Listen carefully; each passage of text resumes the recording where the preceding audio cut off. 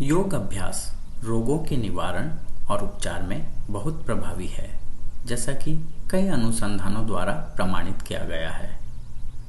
योग अभ्यास से पहले चिकित्सक से निश्चित रूप से परामर्श करें और योग्य योग शिक्षक की देखरेख में ही अभ्यास करें। योग अभ्यास के साथ साथ संतुलित जीवन और सात्विक आहार भी रोगों के निवारण और उपचार में सहायक होते हैं।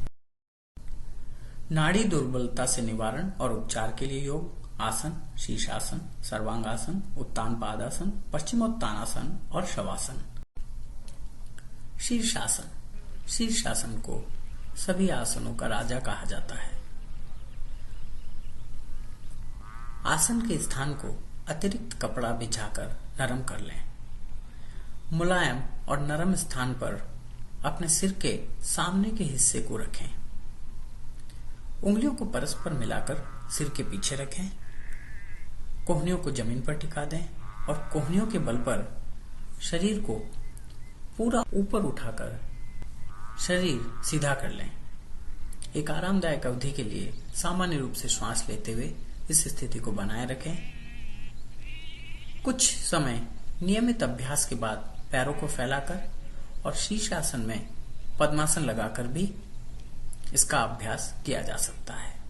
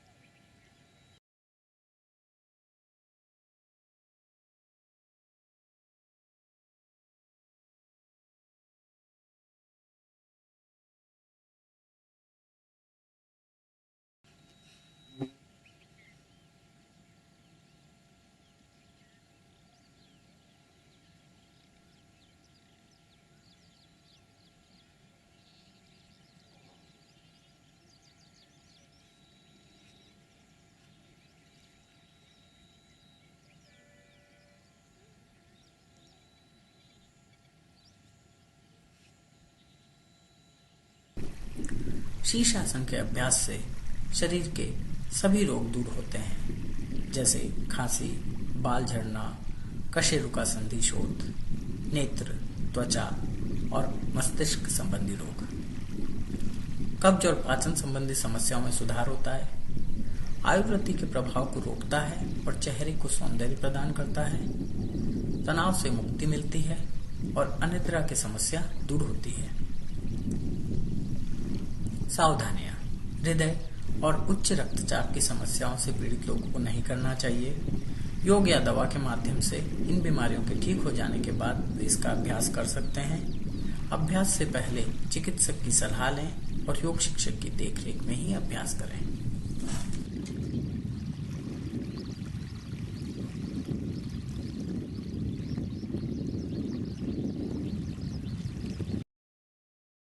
सर्वांगासन। हाथों और पैरों को सीधा रखते हुए जमीन पर लेट जाएं। दोनों हाथों को पैरों के दोनों ओर ऐसे रख दें कि दोनों हथेलियां जमीन को पूरी तरह छुएं।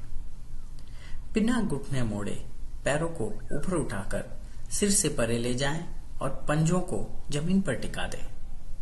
एक आरामदायक अवधि के लिए सामान्य रूप से श्वास लेते हुए इस स्थिति को बनाए रखें।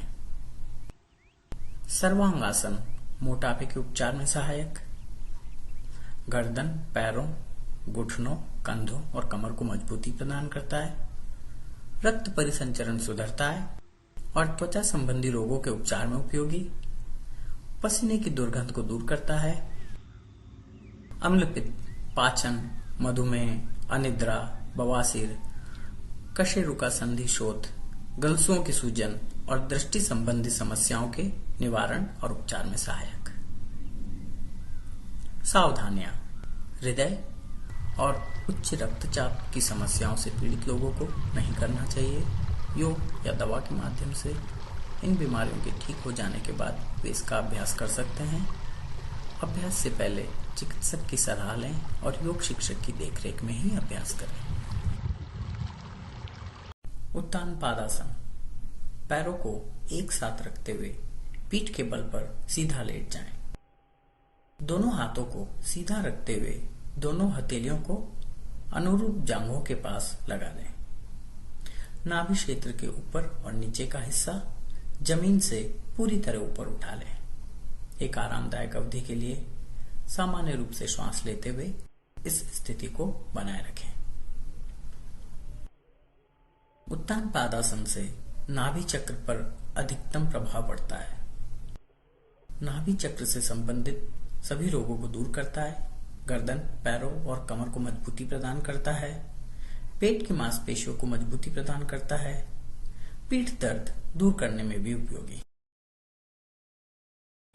पश्चिमोत्तानासन: पैरों को आगे की ओर फैलाकर जमीन पर बैठ जाएं। दोनों पैरों को सीधा रखते हुए बिना घुटने मोड़े उंगलियों को परस्पर मिलाकर हथेलियों को तलवों से लगाकर शरीर को आगे झुकाकर सिर पैरों से लगा लें। आरामदायक अवधि के लिए सामान्य रूप से श्वास लेते हुए इस स्थिति को बनाए रखें। पश्चिमोत्तानासन एकाग्रता में सुधार लाता है और इससे मन शांत होता है। पेट की मांसपेशियों को मजबूती प्रदान करता है और पाचन तंत्र में सुधार होता है। रीढ़ की हड्डी को मजबूत बनाता है और पीठ दर्द दूर करने में सहायक। अम्लपित्त, मधुमेह और मासिक धर्म विकार के निवारण और उपचार में सहायक।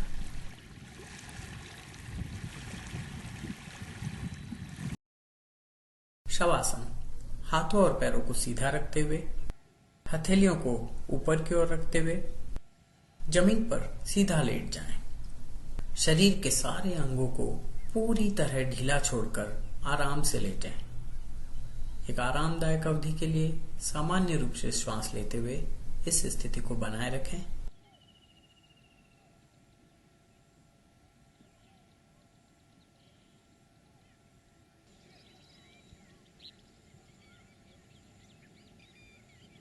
शवासन शरीर के विश्राम और तनाव मुक्ति में सहायक होता है।